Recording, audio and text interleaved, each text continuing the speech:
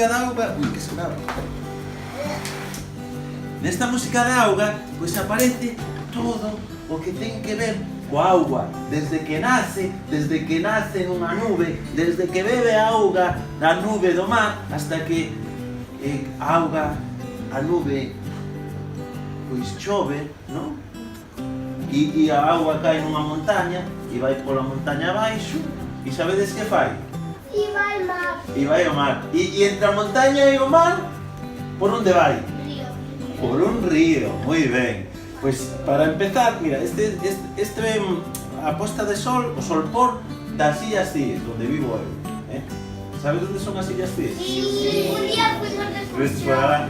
Bueno, tuveste de excursión. Pois eu vivo por ali.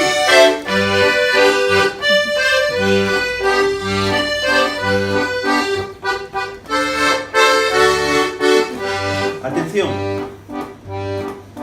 Vicentiño, Vicentiño, paxaro do río. Vicentiño, Vicentiño, lévame no teu,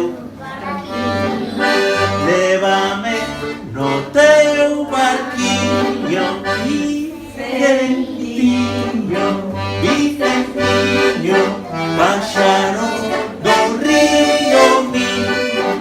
Vicentiño, Vicentiño, lévame no teu barquiño. Eu veño do ventre dun río, sacia son dun máxico niño. Faloche humano a ti, que o teu corpo tamén é río. Faloche humano a ti, para que cantes comigo. La la la la la la la la la.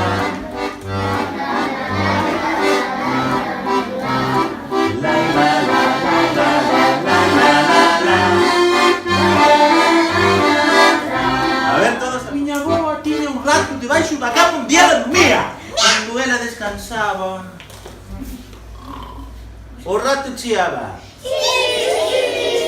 O rato meaba. O can ladraba.